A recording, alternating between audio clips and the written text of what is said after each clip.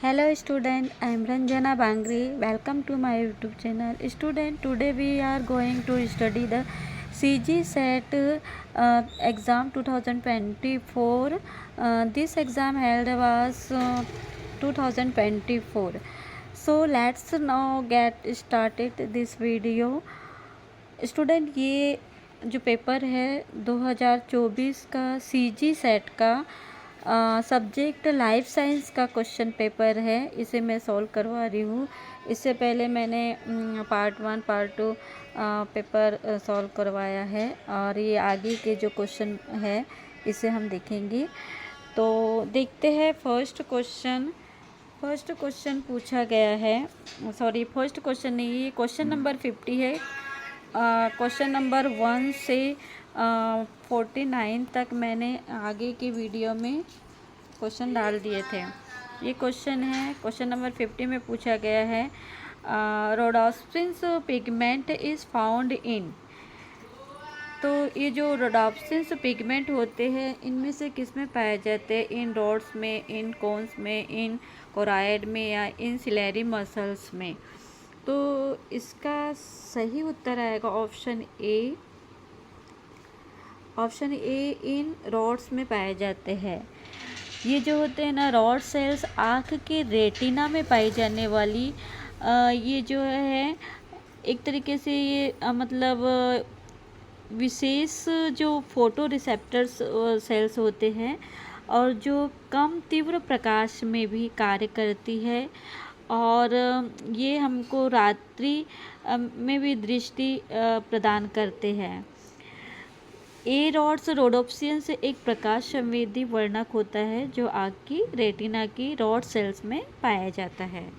ठीक है, तो option A is the correct answer. Rhodopsin pigment is found in rods.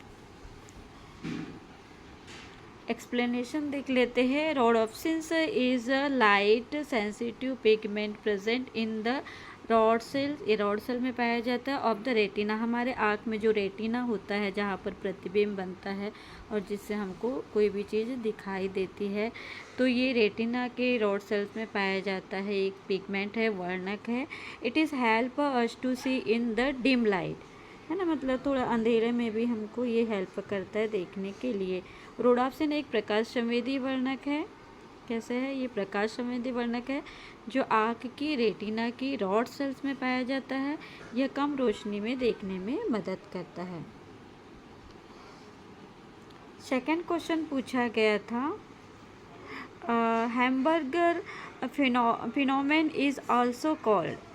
तो Hamburg phenomenon is also called, इसको और क्या बोला जाता है? क्लोराइड शिफ्ट बोला जाता है। क्या बोला जाता है? क्लोराइड शिफ्ट, Cl माइनस, है ना, क्लोराइड शिफ्ट कहा जाता है। Hamburg phenomenon also called chloride shift.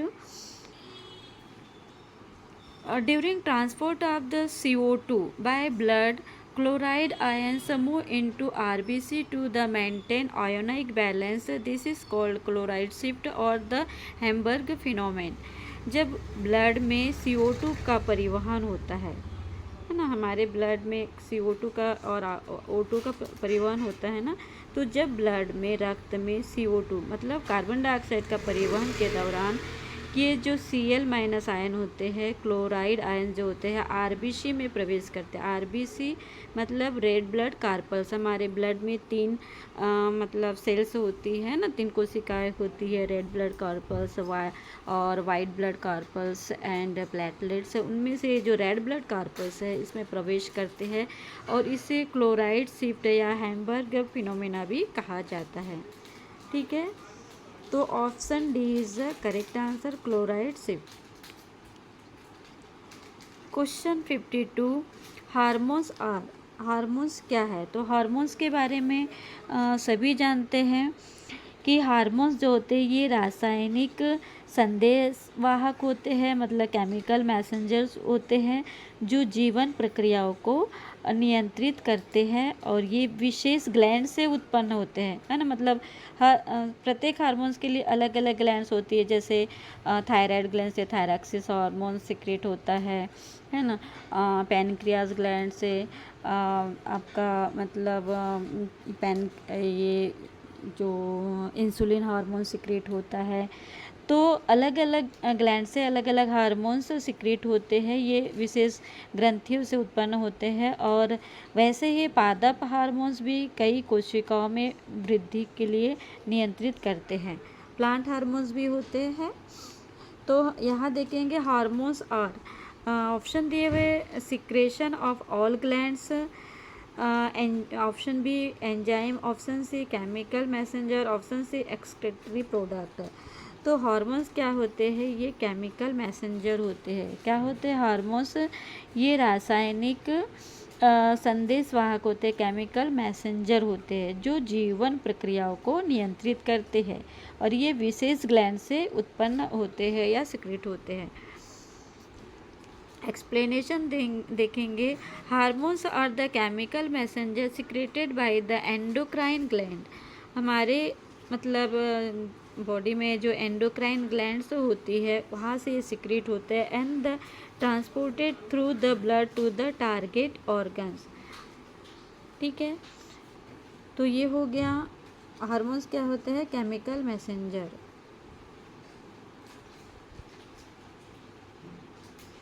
एक सेकेंड,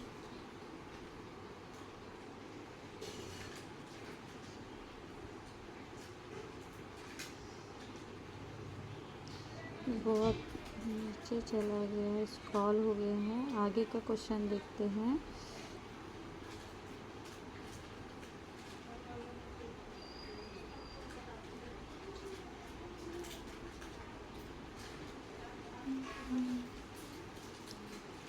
एक सेकेंड ना,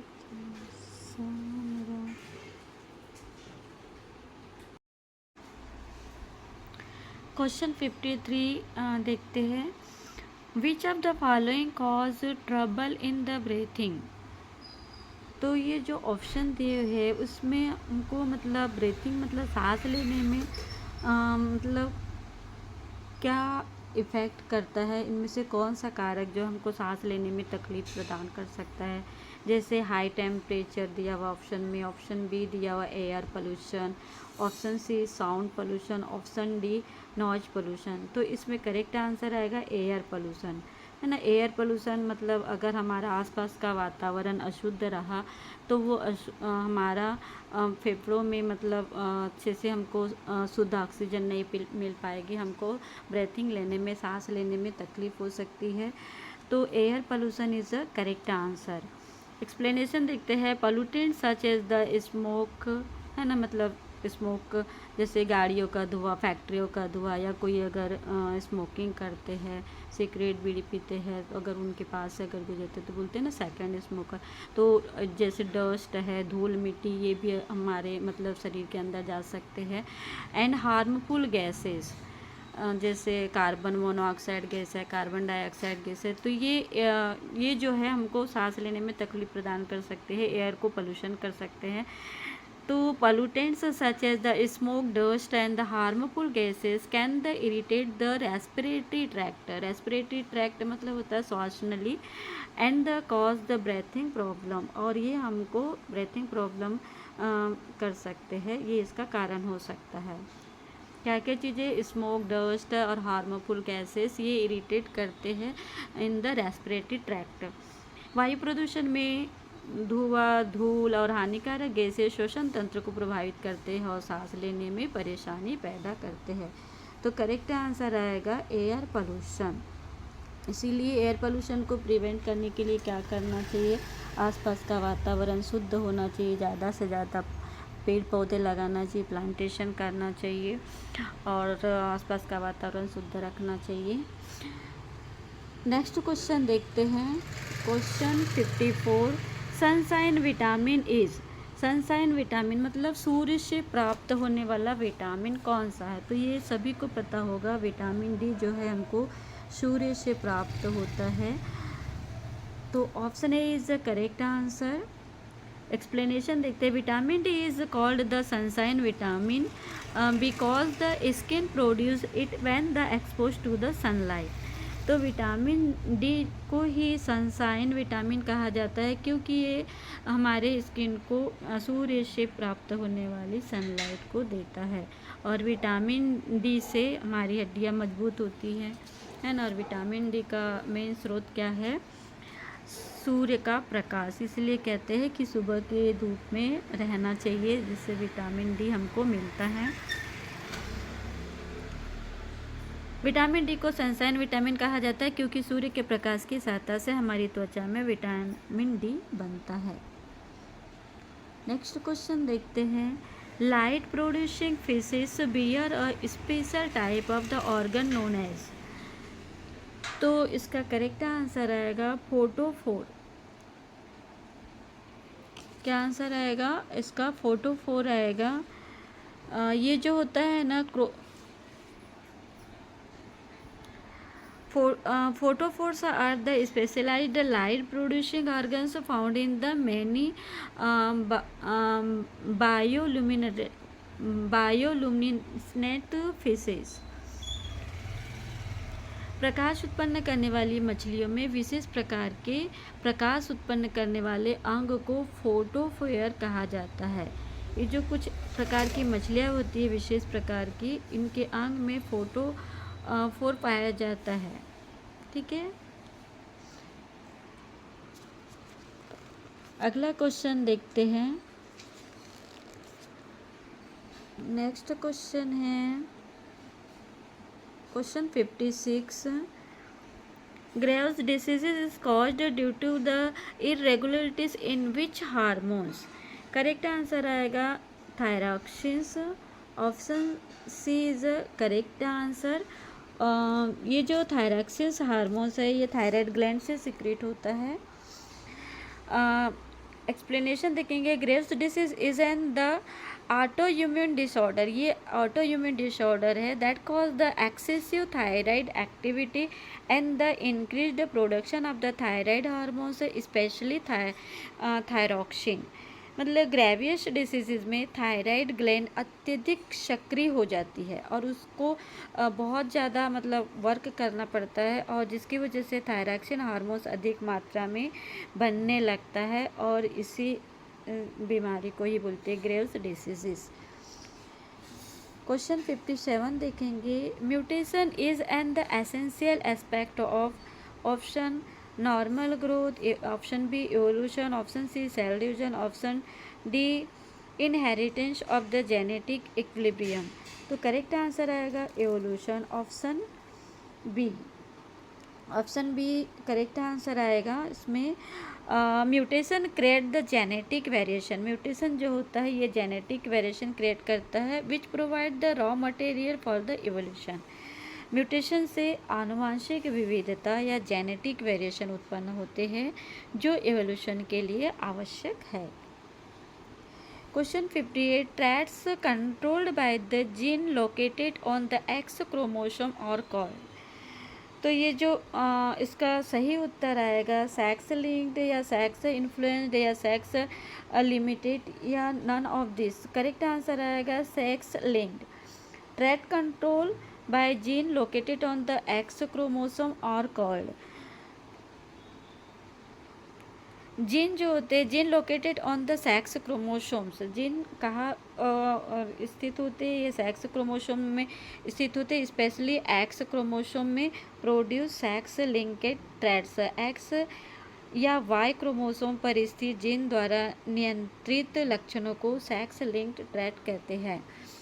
मतलब हमारे बॉडी में जो क्रोमोसोम्स होते हैं ना 23 जोड़ी होते हैं। एक्स एक्स क्रोमोसोम होता है और एक एक्स वाई क्रोमोसोम्स होता है। तो ये जीन जो होते हैं ये सेक्स क्रोमोसोम पर स्पेशली लोकेटेड होते हैं, स्थित होते हैं। ठीक है। Question 59। Sex linked characters are. Correct answer is recessive. तो इसका सही उत्तर आएगा रिसेसिव।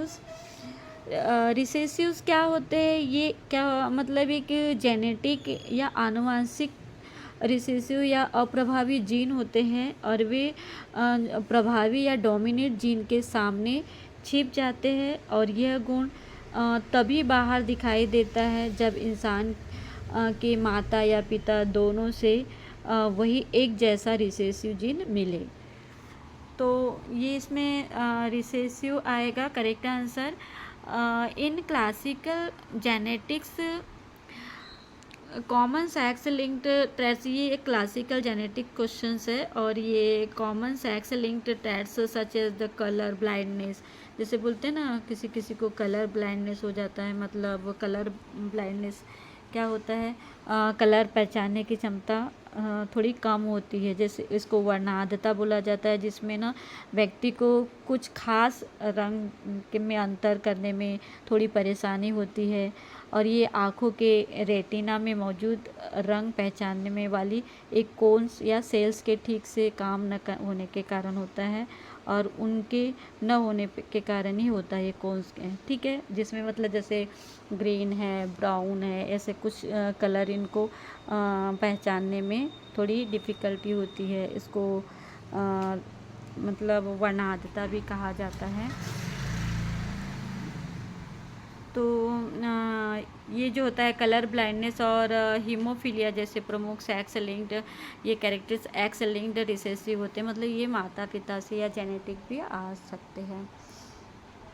क्वेश्चन 60 देखेंगे, a colour blind women the marriage a normal man their childrens will be, मतलब इसमें बोला गया है कि अगर कोई लेडीज़ है ना, वो उसका मतलब शादी हो रहा है एक नॉर्मल इंसान से और वो लेडीज़ जो है वो कलर ब्लाइंडनेस है, मतलब उस वर्णांधता की शिकार है, तो इसमें उसके जो बच्चे होंगे वो कैसे होंगे। तो इस ऑप्शन सी इसमें ऑप्शन दिया हुआ है normal daughter and the son, normal लड़का लड़की पैदा होंगे बोला है, या normal sons and the carrier daughters, option C colour blind sons and the carrier daughter, option D colour blind son and the daughter. तो इसका सही उत्तर जो आएगा ये आएगा colour blind son and the carrier daughter. उसको जो बच्चे होंगे, अगर लड़का होगा तो कलर ब्लाइंडनेस उसमें आएंगे और लड़की होगी तो वो कैरियर डॉटर होगी, क्योंकि वो career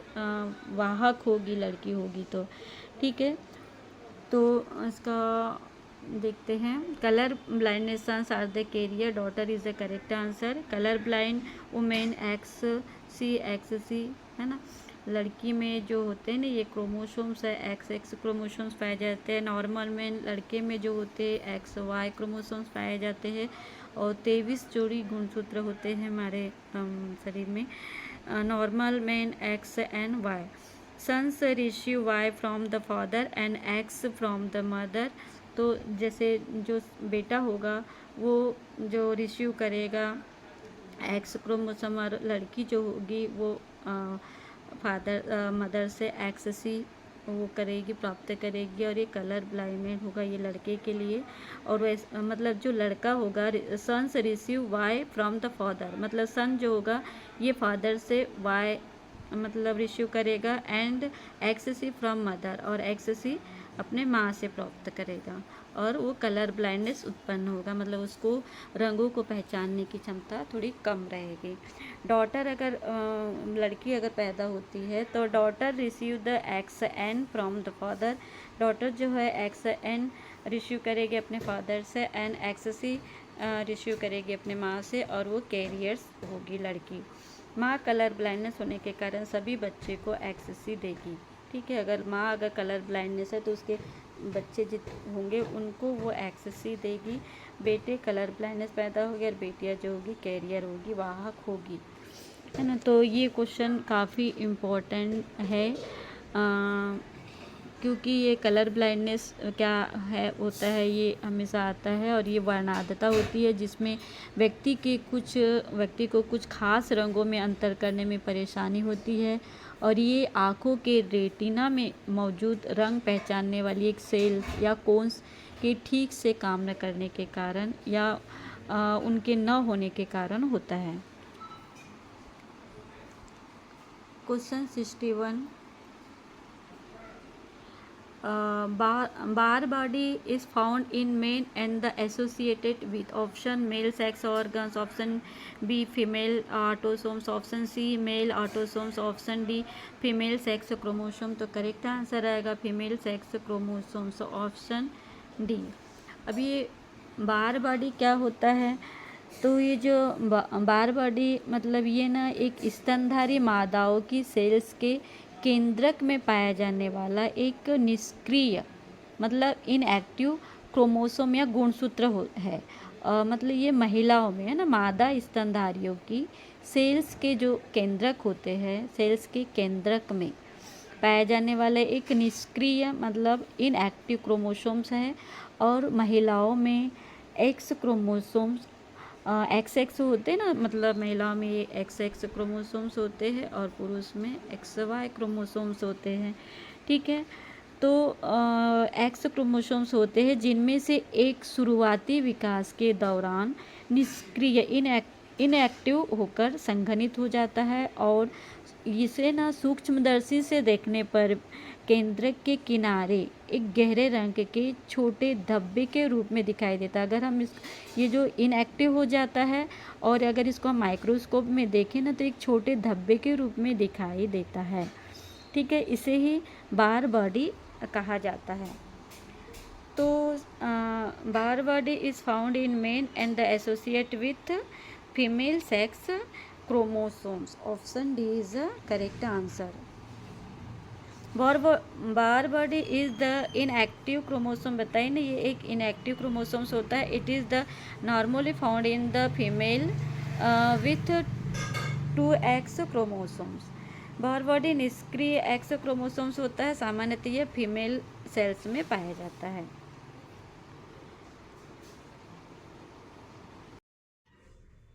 question 62 which of the following is the second messenger. तो इसमें सेकेंड मैसेंजर कौन सा है, CTP, ATP, AMP या GTP। तो सही उत्तर आएगा CMP। इसमें बस AMP लिखा हुआ है, ये CMP जो है ये आएगा, ये सेकेंड मैसेंजर है। Which of the following is the second messenger, तो इसमें करेक्ट आंसर आएगा CAMP ये।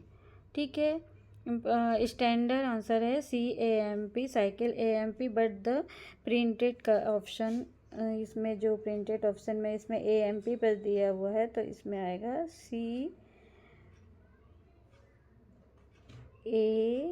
CAMP, ये सही उत्तर होगा। CMP की जगह AMP की जगह CMP आएगा, ये क्योंकि ये कोशिका के अंदर सेकेंड मैसेंजर का काम करता है। तो option C is the correct answer, CAMP। और question number 63 haemophilia is a disease which is haemophilia disease है। ऑप्शन दिया हुआ है hereditary and the sex linked, caused by the deficiency of the calcium, calcium की कमी से होने वाला रोग है। ऑप्शन सी दिया caused by the deficiency of the blood, blood में होने वाली बीमारी है। या caused by the deficiency of the sodium की कमी की वजह से होने वाला बीमारी है हीमोफीलिया। तो ऑप्शन ए करेक्ट आंसर है, heredity and the sex link, मतलब ये आनुवंशिक बीमारी होती है हीमोफीलिया। ये हीमोफीलिया होता है क्या, ये ब्लड क्लॉट नहीं होने देता है ठीक से। अगर मतलब मामूली सी भी चोट लग जाए तो बहुत ज़्यादा मतलब ब्लड बहने लगता है। तो ये जो है ब्लड से रिलेटेड बीमारी है हीमोफीलिया, और ये आनुवांशिक ब्लड से रिलेटेड बीमारी होती है।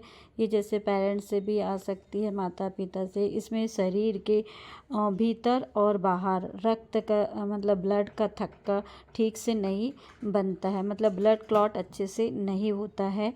और हीमोफीलिया दो प्रकार के होते हैं, ये हीमोफीलिया ए, हीमोफीलिया बी। और हीमोफीलिया ए जो है इसका कारक जो है फैक्टर B8 होता है ये प्रोटीन की कमी से होता है हीमोफीलिया ए। और हीमोफीलिया बी जो होता है ये 9th फैक्टर प्रोटीन की कमी से होता है। और इसका कारण क्या है, ये जीन या क्रोमोसोम्स पर होते हैं और इसलिए ये मुख्य रूप से पुरुषों को प्रभावित करते हैं, मेल को ज़्यादा प्रभावित करते हैं।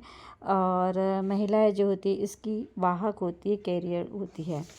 तो ये हीमोफीलिया जो है ये ब्लड से रिलेटेड बीमारी है, ब्लड क्लॉट होने नहीं देता है जल्दी से। और ये heredity and the sex linked, मतलब ये आनुवांशिक वाहक होता है, आनुवांशिक बीमारी है हीमोफीलिया। तो option A is the correct answer.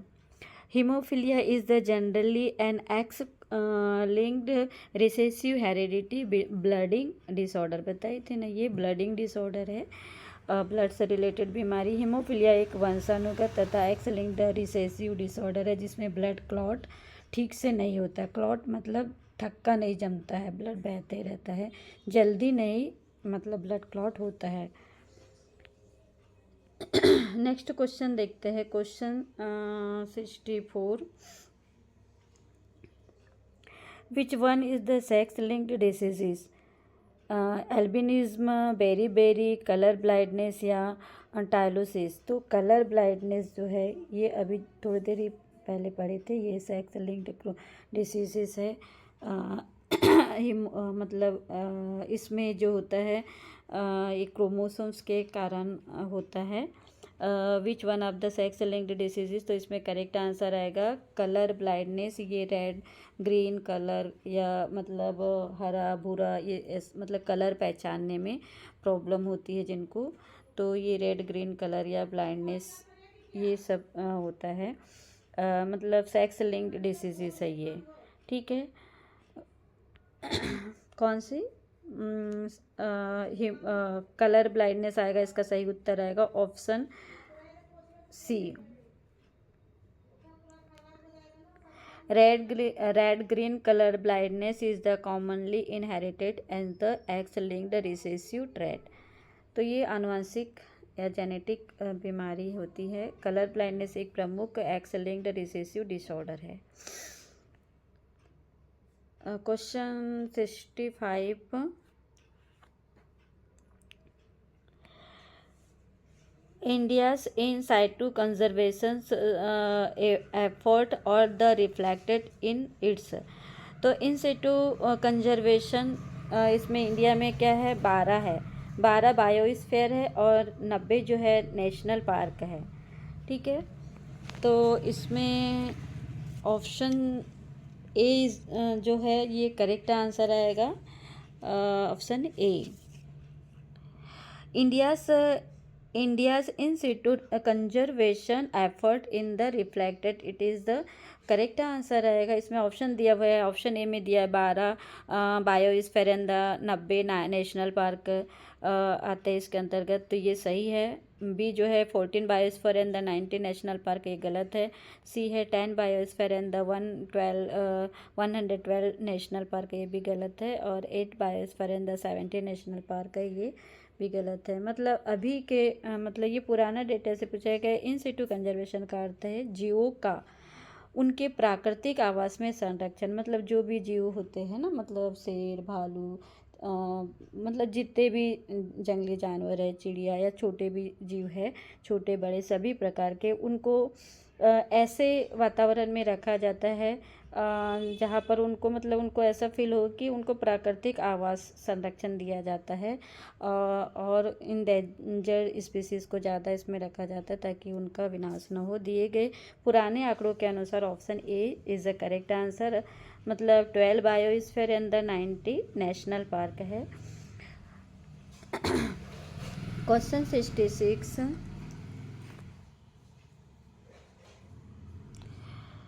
तो क्वेश्चन 66 देखते हैं। रीज़न दिया हुआ है और इसमें रीज़न असर्शन और रीज़न दोनों दिया हुआ है। इसमें क्वेश्चन बोला गया है कि राउफिल या ओमिटोरिया, तो ये जो है राउफिलिया लोमोटेरिया,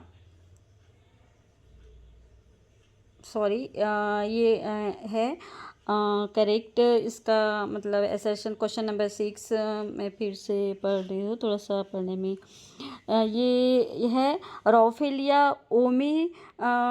ओमिटोरिया। राउफेलिया ओमिटोरिया जो है ये क्या होता है?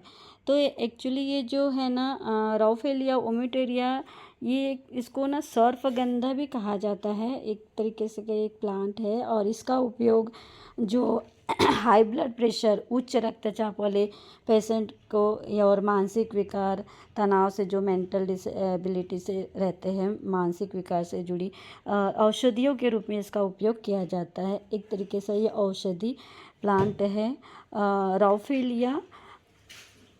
ठीक है, रीज़न दिया हुआ है assertion genetic variation so by the Raufelia omitoria growing in the different Himalayan the range is the economically important।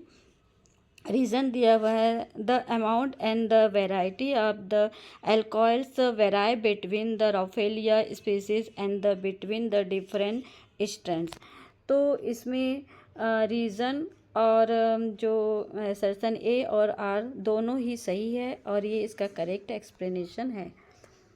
तो option A is the correct answer.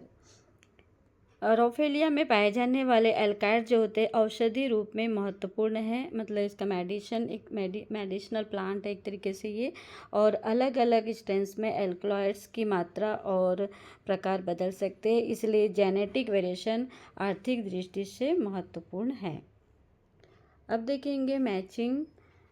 Question number 67 matching में देखते हैं एमिनोग्लाइकोसाइड्स। फिर सेकंड में दिया है टेट्रासाइक्लिन, थर्ड दिया है पोलेंस और फोर्थ दिया है मैक्रोलॉइड्स। तो इसके साथ में सही जोड़ी क्या बनेगा? पहले का सी। एमिनोग्लाइकोसाइड्स के साथ में आएगा मेम्ब्रेन इनएक्टिवेशन, मतलब फर्स्ट का सी आएगा, सेकंड का बी आएगा, थर्ड का डी और फोर्थ का ए आएगा इसका सही उत्तर। एमिनोसाइक्लोटाइड 30 एज द राइबोसोम्स और टेट्रासाइक्लिन्स एमिनोसाइक्लिन्स टीआरएनए बाइंडिंग करते हैं और पोलेंस जो होते हैं मेम्ब्रेन को डैमेज करते हैं और मैक्रोलाइड्स जो होते हैं 50 एस राइबोसोम्स को इनहिबिट करते हैं। क्वेश्चन 68 में क्या एलिफेंटिसिस या और फाइलेरिसिस इज कॉज्ड बाय, कुछ ऑप्शन है ट्राइकोफाइटॉन्स और ऑप्शन बी है वाउसेरिया, ऑप्शन सी है एपिडर्मोफाइटम और ऑप्शन डी है एस्केरिस। करेक्ट आंसर आएगा वाउसेरिया। एक्सप्लेनेशन देख लेते हैं। Lymphatic filariasis is the commonly caused by the Wuchereria bancrofti. Elephantiasis या फाइलेसिस एक पैरासाइटिक डिसीज़ है और जिसका प्रमुख कारण है वाउसेरिया ब्रांकोफाइटी, ये इसका कारक है, मतलब इसकी वजह से होता है। फाइलेरिया जो है ये एक्चुअली होता क्या है, ये जो है ना इसे ना मतलब हाथी पाँव भी कहा जाता है। आपने देखा होगा किसी किसी व्यक्ति का पाँव बहुत बड़ा सा ऐसे सूजा हुआ दिखता है, फूला सा, इसको हाथी पाँव रोग भी कहते हैं। और ये संक्रमण बीमारी है, संक्रमित बीमारी है। और ये जो होता है ना ये क्यूलेक्स मच्छर के काटने से फैलती है ये बीमारी। कौन सा मच्छर? क्यूलेक्स मॉस्किटो या मच्छर के काटने से ये फैलती हैं। और इन मच्छरों के काटने से शरीर में क्या होता है, पहले धागे जैसे परजीवी जो होते हैं ना, कृमि या वर्म्स जो होते हैं ये इंटर करते हैं और जो हमारे शरीर में जो लिम्फ होते, लसिका होते हैं, लिम्फ तंत्र जो होता है, लिम्फेटिक सिस्टम, इसको ये नुकसान पहुंचाते हैं। ठीक है, तो ये क्यूलेक्स मच्छर के काटने से होता है और ये लसिका तंत्र को या लिम्फेटिक सिस्टम्स को ये नुकसान पहुंचाता है। इसका कारक क्या है? वाउसेरिया, पैरासाइटिक डिसीज़ है ये। तो इसलिए घरों में मच्छर नहीं पनपने देना चाहिए, पानी ज़्यादा जमा नहीं होने देना चाहिए, मच्छरदानी का यूज़ करना चाहिए। नेक्स्ट क्वेश्चन देखते, question number 69। The virulence factor in S programs is, option दिए हुए capsular polysaccharides, option B M protein, option C pili and option C इंटरनेलिन। तो इसमें आएगा एम प्रोटीन, और इसमें करेक्ट आंसर क्या आएगा? क्वेश्चन है the virulence factor in S pyogenes is, correct answer M protein. Explanation: M protein help the Streptococcus progens evade the phagocytosis and is an the important valence factor. Streptococcus pyogenes का प्रमुख violence factor M protein होता है और ये bacteria को phagocytosis से बचाने में मदद करता है। ठीक है, तो ये फेगोसाइटिस क्या होता है? ये जो होता है ना, मतलब जो हमारे शरीर में जो ऐसे माइक्रो ऑर्गेनिज्म जो हानिकारक होते हैं उनको इनलग करता है, मतलब ये खुद ही भक्षण कर लेता है और हमारे शरीर को संक्रमण से बचाता है। तो स्ट्रेप्टोकोकस प्रोजेंस का प्रमुख वायलेंस फैक्टर एम प्रोटीन होता है और ये बैक्टीरिया को फेगोसाइटोसिस से बचाने में मदद करता है। Question 70। Largest area under tropical forest in India is the occupied by, correct option दिए हुए हैं tropical moist deciduous forest, option B the tropical dry deciduous forest, option C Himalayan forest, option D the mangrove forest. तो largest area under tropical forest in India, इसमें आएगा tropical moist deciduous forest, ये सही उत्तर आएगा। भारत में tropical forest क्षेत्र का बड़ा भाग जो है ट्रॉपिकल मॉइस्ट डेसिडियस फॉरेस्ट से बना हुआ है। ठीक है, तो option A is correct answer.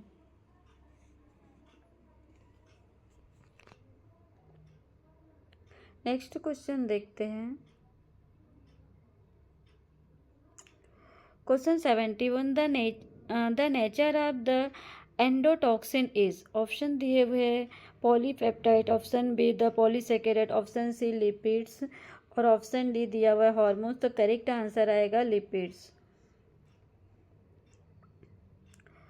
The nature of the endotoxins is, correct answer आएगा lipids, option C.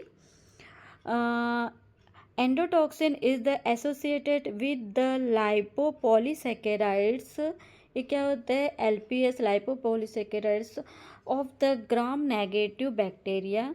The toxic component is the lipid A. Endotoxins gram negative bacteria की outer membrane में LPS मतलब लाइपोसेकेराइड से संबंधित होता है और इसमें टॉक्सिक भाग जो होता है ये लिपिड ए होता है। टॉक्सिक भाग मतलब जहरीला जो भाग होता है ये होता है lipid A.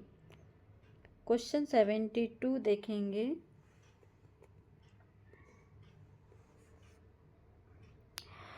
Food poisoning is caused by which species of the Clostridium. तो फूड पॉइजनिंग का प्रमुख कारण कौन सी स्पीसीज का क्लोस्ट्रीडियम है?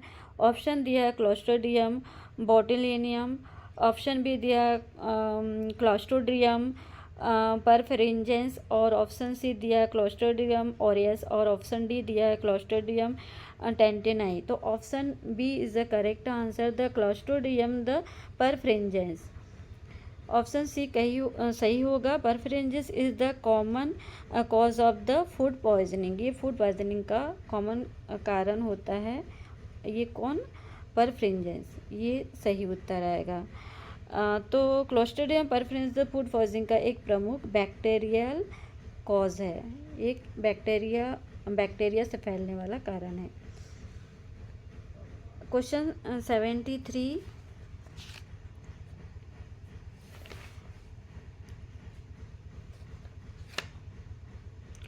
क्वेश्चन 73 में बोले गए कुछ पूछा गया था, trickling filters are the used in the treatment of municipal solid waste, hospital liquid waste, domestic sewage and the industrial effluents। तो करेक्ट आंसर रहेगा ये डोमेस्टिक सैवेज के लिए इसका ट्रीटमेंट के लिए उपयोग होता है। तो ये जो होता है ट्रिकलिंग फिल्टर्स और द बायोलॉजिकल ट्रीटमेंट होता है, unit used for the secondary treatment of the sewage. Trickling filter एक the biological sewage treatment system है जिसका उपयोग डोमेस्टिक सैवेज के सेकेंडरी ट्रीटमेंट में किया जाता है। क्वेश्चन 74, ये match cause of the change with the successions. तो देखेंगे 74 का ये सही जोड़ी है, किसकी वजह से कौन सा होता है ये दिया हुआ है। Litter fall in the DK, तो इसका सही उत्तर आएगा ऑप्शन फर्स्ट, इसका ए का थर्ड नंबर वाला आएगा। लेटर फॉल एंड डीके, इसमें थर्ड नंबर पे ये वाला आएगा। एंड एंथ्रोपोजेनिक सक्सेशन, ये सही आएगा ऑप्शन ए का थर्ड आएगा।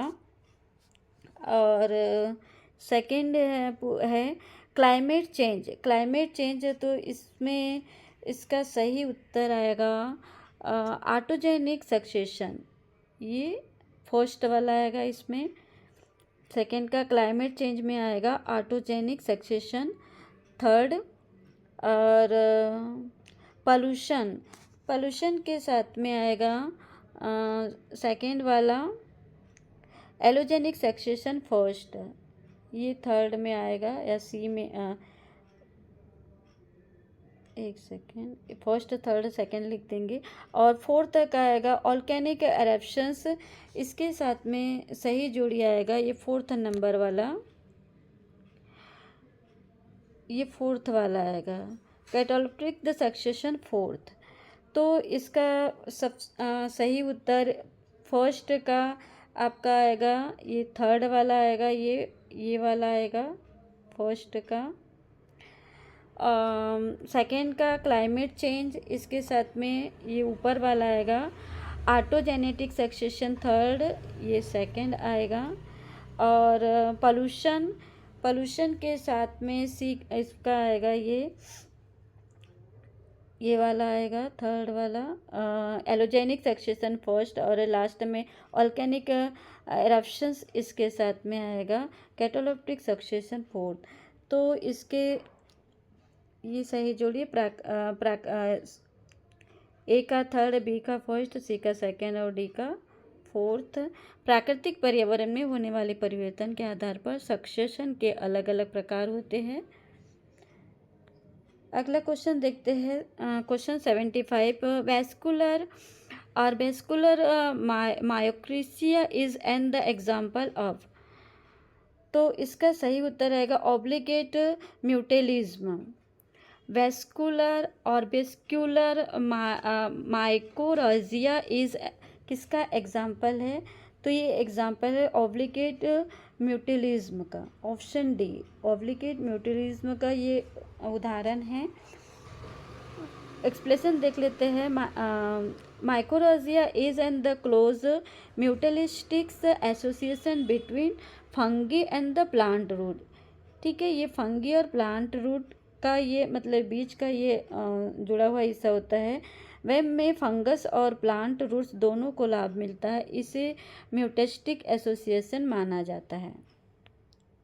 क्वेश्चन 76, फंडामेंटल नीचे एंड द रियलाइज्ड नीचे वेयर कॉइन्ड बाय।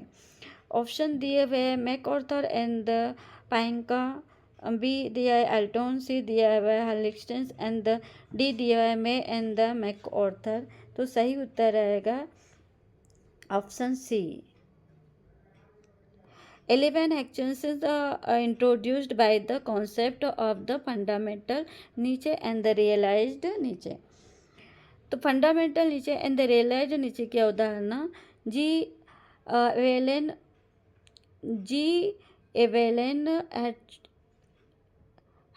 क्यूजन्स ने दी थी।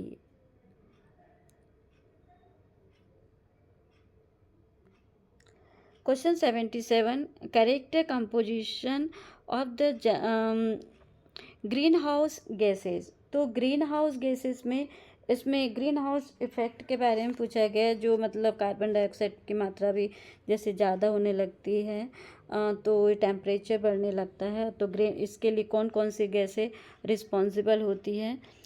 तो इसका सही सीक्वेंस आएगा ऑप्शन बी।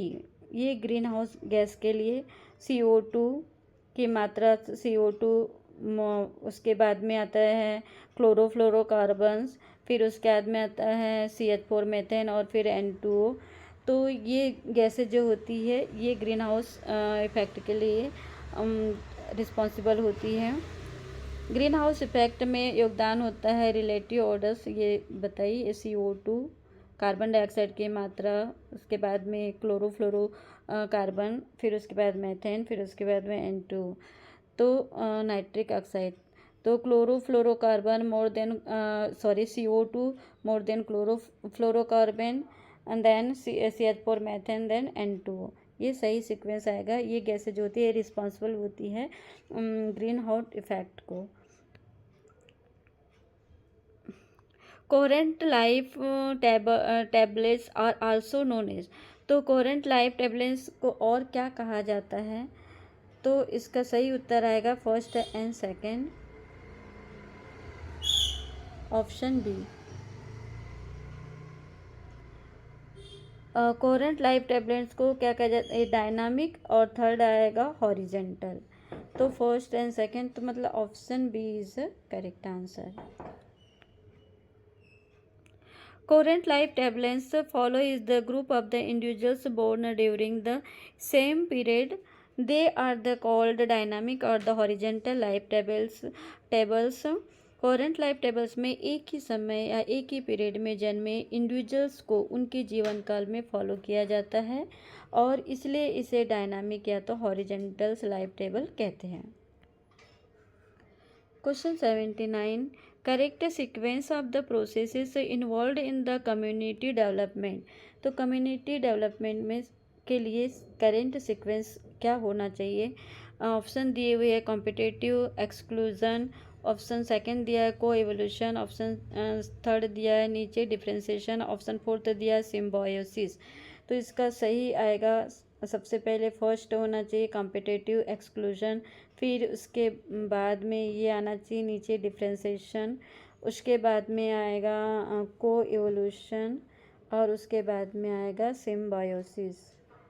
तो ये कई मतलब करेक्ट सीक्वेंस है किसके लिए, इन्वॉल्व कम्युनिटी डेवलपमेंट के लिए। Competitions may initially lead to the competitive exclusion. Coexistence can the involve नीचे differentiation followed by the co-evolution and the eventually symbiotic relationships. तो ये सही उत्तर आएगा option C. Question 80, region participating include the reason two or more species divided the resources such as food। ये first आएगा। Second है plants divide access to the water, ये भी आएगा। और थर्ड दिया हुआ है morphological characteristics are the modified by the animals, ये नहीं आएगा। Resources can be utilise the differentially by the competing species, ये आएगा। तो option C is the correct answer first second and fourth. Resources partitioning means competing species use the different portions or type of the resources, reducing the competitions. Resources partitioning of the competing species, भोजन जैसे है पानी आदि resources को अलग अलग तरीके से उपयोग करते हैं, इसलिए फर्स्ट सेकेंड और फोर्थ आएगा। Question 81, theory of the random genetic drift was the proposed. तो ये जो थ्योरी रैंडम जेनेटिक ड्रिफ्ट की थ्योरी किसने दिया था, तो ऑप्शन ए इज सही उत्तर रहेगा सेवाल रेट। सेवाल राइट ने रैंडम जेनेटिक ड्रिफ्ट की थ्योरी डिस्कवर किया था, तो option A is the correct answer. Several write the made major contributions to the theory of the genetic drift and the population genetics। Random genetic drift की theory से प्रमुख रूप से swell right का नाम जुड़ा है और जेनेटिक ड्रिफ्ट में पॉपुलेशन के एलील भी है। यह छोटी पॉपुलेशन में एलील फ्रीक्वेंसी के संयोगों बदलने को कहते हैं। ठीक है, जेनेटिक ड्रिफ्ट क्या होता है? जेनेटिक ड्रिफ्ट में पॉपुलेशन के जीन की फ्रीक्वेंसी बिना नेचुरल सिलेक्शन के केवल संयोग या चांस के कारण बदलती है और इसे सेवाल रेट से जोड़ा जाता है। तो जेनेटिक ड्रिफ्ट किससे रिलेटेड है? पॉपुलेशन की जीन की फ्रीक्वेंसी बिना नेचुरल सिलेक्शन के, ये बाय चांस है ना, ये का बदलते हैं, इसलिए, और इसे किसने दिया था? सेवाल रेट से जोड़ा जाता है। Question 82, which phrase best describe in the instinctive behavior? Option दिया है typically, innate and the relatively inflexible. तो ये सही है, typically, innate and the relatively inflexible. Instincts behaviour is the innate, यानी ये इसका मतलब है जन्मजात व्यवहार, इसे सीखने की आवश्यकता नहीं होती है और यह सामान्यतः फिक्स्ड होता है, मतलब ये आनुवांशिक ही आ जाता है। तो ये जन्मजात व्यवहार होता है जो इसे सीखने की आवश्यकता नहीं होती है। Typically innate and the relatively inflexible. जैसे उदाहरण, जैसे इंस्टिंक्टिव बिहेवियर में जैसे जन्मजात व्यवहार, जैसे पक्षियों का घोंसला बनाना या कुछ जानवरों का मैटिंग बिहेवियर, ये इसके उदाहरण हैं। Question 83, when an animal increases the fitness of the another at the expense of own, it is known as. Correct answer रहेगा एल्ट्रिज्म। एल्ट्रिज्म इसका सही उत्तर आएगा। कैसे? एल्ट्रिज्म का मतलब होता है, altruism means in the individual help another individual even the though it may the reduce its own fitness. मतलब जब कोई जीव दूसरे जीव को लाभ पहुंचाता है और इसके बदले स्वयं को नुकसान होता है, तो इसे ही क्या कहा जाता है? एल्ट्रिज्म कहा जाता है या परोपकारिता कहते हैं। Question 84, which factor are the responsible for the post mating isolation? Gametic motility, zygotic motility, hybrid inviability and the allopatric speciation। तो इसमें से क्या आएगा? इसमें क्वेश्चन पूछा गया है कि which factor is responsible for post mating isolation. तो पोस्ट मैटिक आइसोलेशन के लिए इसमें सेकेंड, थर्ड और फोर्थ आएगा। ऑप्शन डी, पोस्ट मैट्रिक के लिए ऑप्शन डी। जैसे सेकेंड में है जाइगोटिक मोर्टेलिटी, ये आएगा, और थर्ड भी आएगा हाइब्रिड इनवेबिलिटी, और फोर्थ आएगा एलोपैट्रिक स्पेशन। फर्स्ट बस नहीं आएगा। पोस्ट मैटिक क्या है? तो इसको पोस्ट जाइगोटिक बैरियर्स, इसमें क्या क्या इंक्लूड होता है? Zygotic mortality and the hybrid inviability, और gametic isolation is the pre zygotic barrier होता है ये, while the allopathic specialisation involve the geographical separation. Mating के बाद होने वाले रिप्रोडक्टिव बैरियर्स क्या क्या होते हैं? जाइगोटिक मोटिलिटी या युग्मज की मृत्यु हो जाना, हाइब्रिड इनवेबिलिटी या संकर का हाइब्रिड इनवेबिलिटी क्या होता है? संकर का जीवित न रह पाना शामिल होता है। क्वेश्चन 85, ये असर्शन है, homologous organs have the common ancestry and the similar function. ये सही है, मतलब एक जैसे ऑर्गन जो होते हैं। रीज़न दिया है कि analogous organs have the unlike origin and the dissimilar function. ये भी सही है। तो इसमें ऑप्शन डी आएगा सॉरी, ये दोनों ही गलत है। कैसे, तो मैं इसको एक बता रही। होमोलागस का मतलब होता है एक जैसे, है ना। तो homologous organs have the common origin, मतलब एक ही शरीर से ये उत्पन्न होते हैं बट जो होते हैं देयर फंक्शन में बी द डिफरेंट, पर इनके फंक्शन जो होते हैं ये डिफरेंट हो सकते हैं। जैसे हमारा हाथ, तो हाथ से हम मतलब हाथ जो होता है ये लिखने के भी काम आ सकता है, किसी को थप्पड़ मारने के काम आ सकता है, खाना खाने के, मतलब बहुत सारे काम हाथ से पैर से हम कर सकते हैं। ये होमोलागस ऑर्गन होते हैं बट इनके जो वर्क होता है ना वो डिफरेंट होता है। ठीक है, तो वो फर्स्ट जो ऑप्शन था ये एक्सेशन जो था ये वाला, homologous organ have the common ancestry and the similar function. ठीक है, ये फॉल्स है। रीज़न बोला गया एनालॉगस ऑर्गन मतलब different, analogous organ have the unlike origin and the dissimilar function, ये भी फॉल्स है। तो ऑप्शन डी आएगा both are false. Explanation, homologous organs have the common origin but their function may be the different, मतलब एक जगह से origin हो सकते हैं लेकिन इनके फंक्शन जो होते हैं इन डिफरेंट हो सकते हैं। Analogous organs have the different origin, और जो एनालॉगस का मतलब होता है ये अलग अलग जगह से ओरिजिन होते हैं बट इनके जो फंक्शन होते हैं सिमिलर होते हैं, जैसे चिड़िया के पंख उड़ने के ही काम आते हैं, है ना। तो homologous same origin different function, ये याद रखो कि होमोलॉगस, होमोलॉगस मतलब एक समान, तो ये सेम ओरिजिन होते हैं, सेम जगह से ओरिजिन होते उत्पन्न होते हैं लेकिन इनके फंक्शन अलग होते हैं। एग्जांपल जैसे मानव हाथ, वेल, फ्लैपर। और एनालॉगस में क्या होता है डिफरेंट ओरिजिन, मतलब अलग अलग जगह से ओरिजिन होते उत्पन्न होंगे लेकिन इनके फंक्शन जो होंगे ये सिमिलर होंगे। जैसे एग्जांपल बर्ड विंग, मतलब पक्षियों के पंख उड़ने के काम आते हैं, इंसेक्ट विंग, है ना। तो इसलिए दोनों स्टेटमेंट गलत है, ऊपर जो दिए है वो वाले।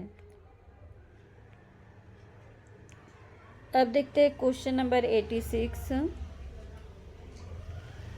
ये match the following they, column A दिया हुआ है favours extreme range of the phenotype. तो इसमें ऑप्शन नीचे में दिया हुआ है, इसके साथ आएगा डी आएगा फिटनेस आएगा ऑप्शन डी, इसमें सही उत्तर रहेगा। Favours extreme range of the phenotype, इसमें ये वाला आएगा फर्स्ट के लिए फिटनेस।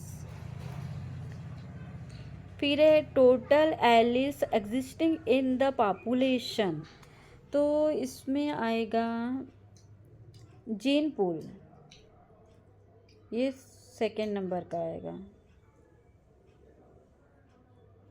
जीन पूल आएगा सेकेंड में। Total alleles existing in the population, अभी पढ़े थे ना जीन पूल या वो मतलब जेनेटिक ड्रिप, ये इसी के अंतर्गत आता है। तो total alleles the existing in the population gene pool, B आएगा इसमें। फिर थर्ड में है relative measure of the ability to the reproduce, तो इसमें आएगा मैक्रो इवोल्यूशन, ये आएगा थर्ड, सी वाला आएगा macroevolution. Relative measures of the ability to reproduce, इसमें मैक्रो इवोल्यूशन आएगा। और लास्ट है fourth, genetic change in the population causing the new phenotype, इसमें आएगा डायरेक्शनल सेलेक्शन। तो इसका सही उत्तर हो जाएगा फर्स्ट का डी, सेकेंड का बी, थर्ड का सी और फोर्थ का ए।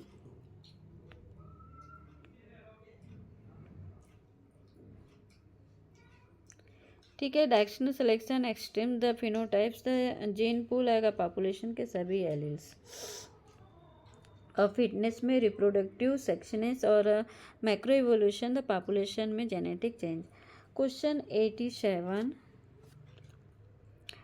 Correct sequence of evolution of the modern man, मतलब इसको इसको जो एवोल्यूशन ऑफ मॉडर्न मैन, मनुष्य के मतलब जो अभी मॉडर्न मैन एवोल्यूशन का करेक्ट सीक्वेंस क्या होना चाहिए, ये पूछा है। तो हमको बताना है ये ऑप्शन ए इसमें सही उत्तर आएगा। ड्रायोफिटिकिस और फिर उसके बाद में एस्ट्रियोफिटिकिस, फिर होमो हैबिट्स, फिर आएगा homo erectus and the homo sapiens. ये इस तरीके से मनुष्य का उद्भव हुआ था। तो option A is correct answer.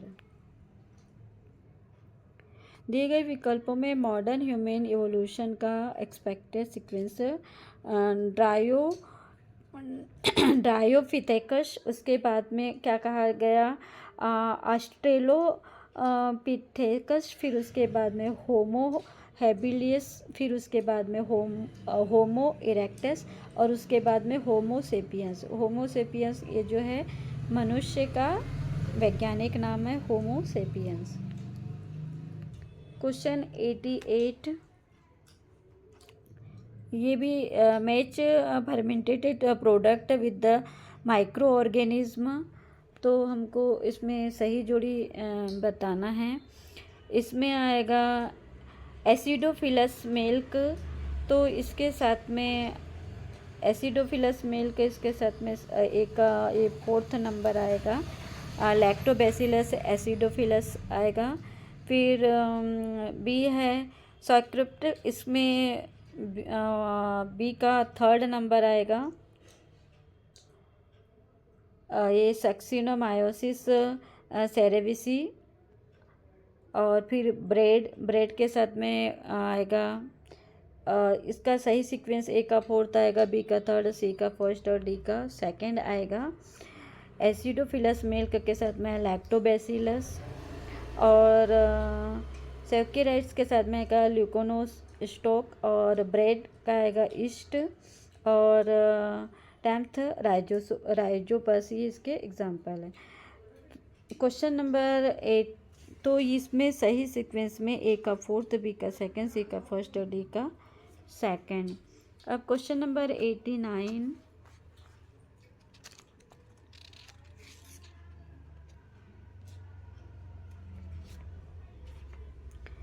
Question number 89, cry second and the cry first A B produce toxins that control. तो इसका सही उत्तर आएगा option A cotton boll worms and the corn borer respectively.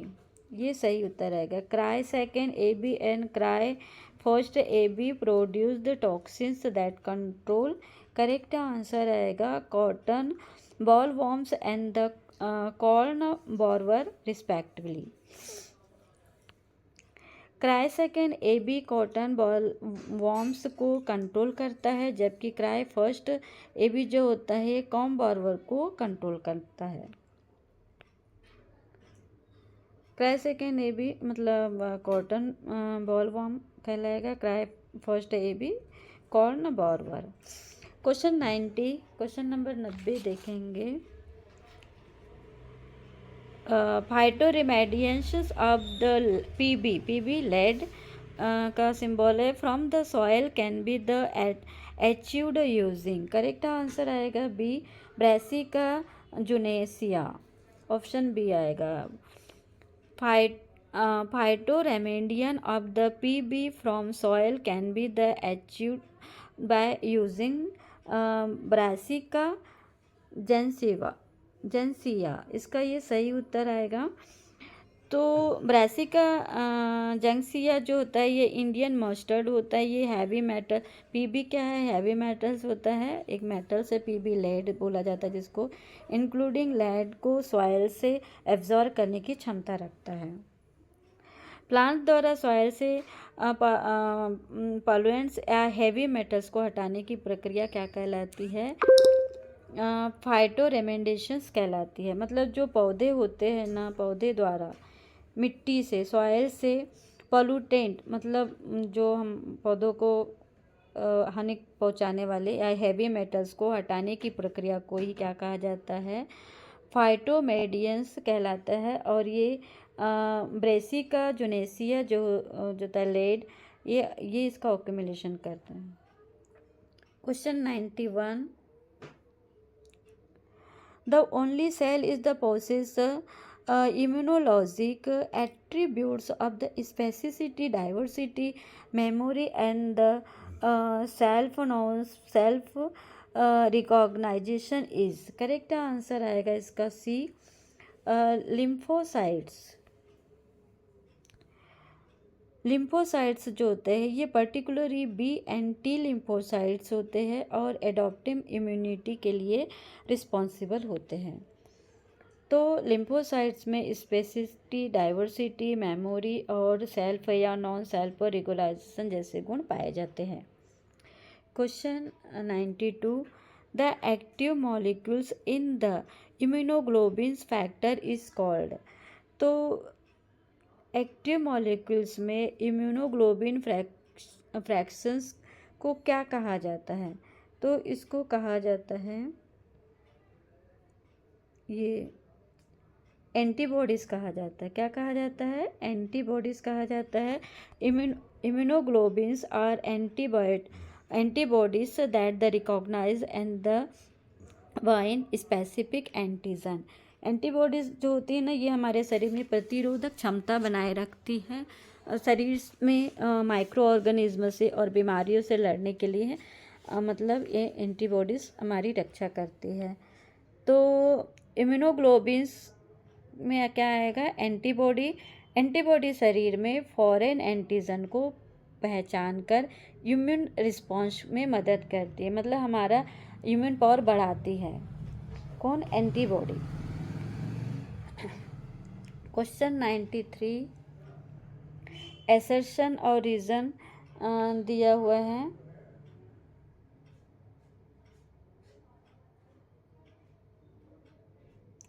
Assertion दिया हुआ है, ADA deficiency can not be covered permanently by the gene therapy. ये सही है। रीज़न दिया हुआ है, genetically engineered lymphocytes and not immortal in the culture condition. ये भी सही है। तो इसमें option A both true A and R reason explain R assertion. तो A is the correct answer. ADA deficiency में जेनेटिकली मॉडिफाइड लिम्फोसाइट्स पेशेंट को दिए जाते हैं, लेकिन ये जो होते हैं ये सेल्स लंबे समय तक जीवित नहीं रहते हैं, इसलिए ट्रीटमेंट को रिपीट करना पड़ता है। जीन थेरेपी से सुधार संभव है, लेकिन जेनेटिकली मॉडिफाइड लिम्फोसाइट्स इमोर्टल नहीं होते हैं, इसलिए परमानेंट क्योर नहीं माना जाता। ठीक है, मतलब परमानेंट ये ख़त्म नहीं हो सकता, परमानेंट क्योर नहीं माना जा सकता। Question 94, transgenic cotton plant with insect resistance contain gene from the which bacteria. Correct answer आएगा ऑप्शन बी, बैसिलस थ्यूरिजिनेसिस। तो ये बी कॉटन में बैसिलस थ्यूरिजिनेसिस के क्राइजीन होते हैं जो इंसेक्टिसाइडल्स या इनसेक्टिसाइडल्स क्राई प्रोटीन्स बनाते हैं। बी कॉटन जो होते हैं बैसिलस थ्यूरिजिनेसिस होते हैं और ये कॉटन बॉल वॉर्म्स जैसे इंसेक्ट से प्रोटेक्शन देता है। Question 95, application of PCR. तो एप्लीकेशन ऑफ पीसीआर क्या है? तो इसमें आएगा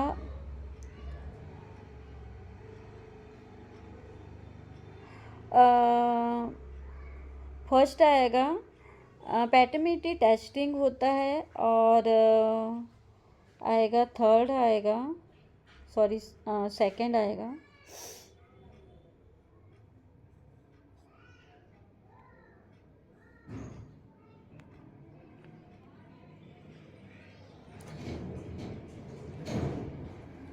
फर्स्ट एंड सेकंड आएगा डीएनए एम्प्लीफिकेशन।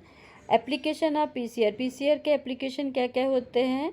पैटर्निटी टेस्टिंग और डीएनए एम्प्लीफिकेशन, ये दोनों आएंगे फर्स्ट है एंड सेकंड। तो इसमें ऑप्शन सी सही है, ऑप्शन डी सही रहेगा। फर्स्ट एंड सेकंड पीसीआर की एप्लीकेशन है ये। पीसीआर का मुख्य काम क्या होता है? स्पेसिफिक डीएनए सीक्वेंस को एम्पलीफाई करना। ठीक है, क्या करेगा ये? स्पेसिफिक जो डीएनए होते हैं उसके सीक्वेंस को एम्पलीफाई करता है और इसका उपयोग डीएनए बेस्ड टेस्टिंग के लिए, है ना, डीएनए बेस्ड टेस्टिंग किया जाता है, इंक्लूडिंग पैटर्निटी टेस्टिंग में भी होता है इसका उपयोग। पीसीआर का फुल फॉर्म क्या होता है? Polymerase chain reaction. P for क्या होता है? पॉलीमरेज, सी चेन और R reaction. Polymerase chain reaction PCR का फुल फॉर्म होता है और इसका मुख्य काम क्या होता है? डीएनए की भारी सारी कॉपीज बनाना और डीएनए एम्प्लीफिकेशन करना। तो इसलिए सेकंड सही ऑप्शन आएगा। Question 96, wavelength used in the Bradford method is. तो ब्रैडीफोर्ड मेथड वेवलेंथ के लिए इसमें सही ऑप्शन आएगा option B 595 nm, nanometre. NM क्या है? नैनोमीटर। वेवलेंथ के यूज्ड के लिए ब्रैडीफोर्ड ने क्या मेथड दिया था? 595 nm। ब्रैडीफोर्ड प्रोटीन्स ऐसे में कैपेसिसिव the brilliant blue dye protein से बाइंड करता है और एब्जॉर्बेशन से लगभग 595 nm पर मेज़र की जाती है। तो सही आएगा 595 nm। क्वेश्चन 97,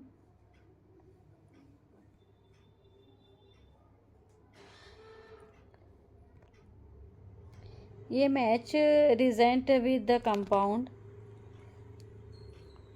सही जोड़ी बनाना है हमको।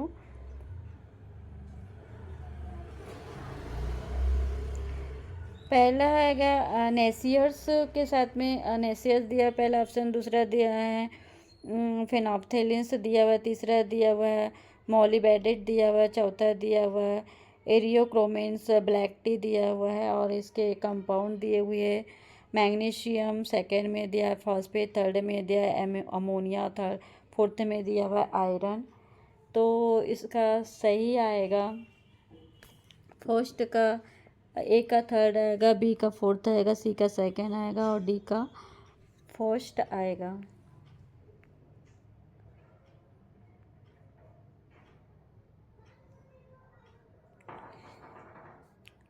ठीक है, ये देखो ये सही जोड़ी करेक्ट है, मैचिंग बना के बताई हूँ मैंने। इसमें नेसर्स है, अमोनिया आएगा और फिनॉप्थिलिन्स के आयरन और मॉली ब्रेड के साथ में आएगा फॉस्फेट और आएगा एरियोक्रोमेंस ब्लैक टी के साथ में आएगा मैग्नीशियम। तो इसका सही सीक्वेंस आएगा ऑप्शन सी, ए का थर्ड, बी का फोर्थ, सी का सेकेंड, डी का फर्स्ट।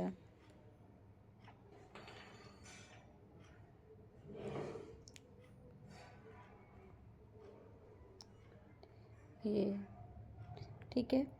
क्वेश्चन नेक्स्ट क्वेश्चन देखते हैं।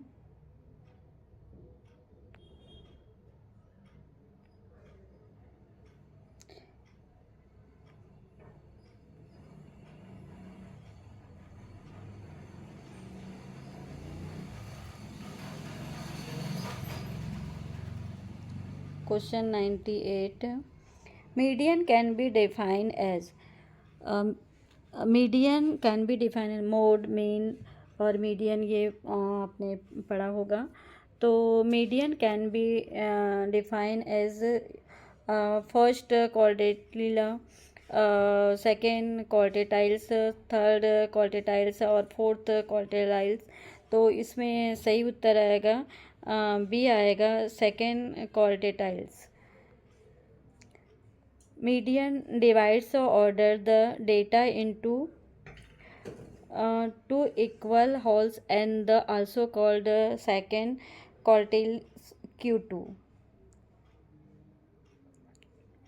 Q2 या सेकेंड क्वार्टिल्स, इसमें Q 25% आएगा और Q1 25% रहेगा, Q2 50% से मीडियन रहेगा और Q3 जो है 75%। क्वेश्चन 99,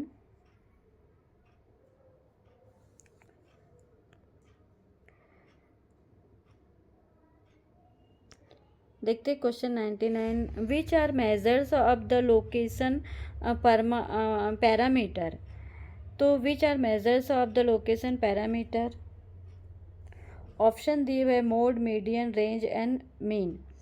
तो इसमें सही उत्तर आएगा फर्स्ट आएगा, सेकंड आएगा और फोर्थ आएगा। फर्स्ट आएगा मोड, फिर सेकंड आएगा मीडियन और मीन, ये तीन आएंगे, रेंज नहीं आएगा। तो which are the measure of the location parameter, तो लोकेशन पैरामीटर को मेज़र करने के लिए किस किस चीज़ का आएगा, मोड, मीडियन और मीन। तो इसमें ऑप्शन डी जो होगा सही उत्तर होगा, option B, first, second and fourth. Measure of the central location या tendency include mode, median and mean. Range जो होता है डिस्पेरेशंस का मेज़र है और ये लोकेशन का नहीं होता है, इसे लोकेशन नहीं मेज़र करते। डिस्प्रेशन रेंज डिस्प्रेशन का मेज़र करता है, डिस्प्रेशन का, न कि लोकेशन का। नेक्स्ट देखते हैं क्वेश्चन 100, ये लास्ट क्वेश्चन है। Fluorescent in situ hybridisation FISH use the process of, correct answer आएगा साइटोजेनेटिक्स। क्या आएगा, cytogenetics. Fluorescent in situ hybridisation uses the process of cytogenetics. FISH is the cytogenetic technique, ये एक cytogenetic technique है used to the detect specific DNA sequence. इसका उपयोग किस लिए करते हैं, DNA के सीक्वेंस को डिटेक्ट करने के लिए ऑन द क्रोमोसोम्स। जब ये क्रोमोसोम्स के ऊपर में पाए जाते हैं ना जेनेटिक जो मटेरियल होते हैं DNA, ये क्रोमोसोम्स के ऊपर पाए जाते हैं using the fluorescently labelled probes. तो FISH का फुल फॉर्म क्या है, फ्लोरोसेंट इन सिटू हाइब्रिडाइजेशन। ये FISH का फुल फॉर्म है, फ्लोरोसेंट इन सिटू हाइब्रिडाइजेशन। इसका उपयोग क्रोमोसोम्स पर स्पेसिफिक DNA सीक्वेंस की लोकेशन पहचानने के लिए किया जाता है। FISH का उपयोग किस लिए किया जाता है, जब क्रोमोसोम पर DNA पाए जाते हैं ना, क्योंकि ये जेनेटिक वाहक है DNA, और इस DNA के सीक्वेंस की लोकेशन को पहचानने के लिए FISH का उपयोग किया जाता है। इसलिए यह क्राइटोजेनेटिक्स से संबंधित है। किससे संबंधित है, क्राइटोजेनेटिक्स से संबंधित है। तो स्टूडेंट ये थे 2024 में CG सेट लाइफ साइंस में आए हुए क्वेश्चंस, और ये सारे क्वेश्चन बहुत ही इम्पोर्टेंस है। आई होप आपको मेरा वीडियो समझ आया होगा और अच्छा लगा होगा। अगर अच्छा लगा हो तो प्लीज़ मेरे वीडियो को लाइक कीजिएगा, मेरे चैनल को सब्सक्राइब कीजिएगा। Thank you for watching my video guys. अगर कोई को मतलब किसी में डाउट हो या अगर कोई क्वेश्चन अच्छे से एक्सप्लेन नहीं की हो तो आप खुद से भी अपना चेक कर सकते हैं answer. Thank you for watching my video guys.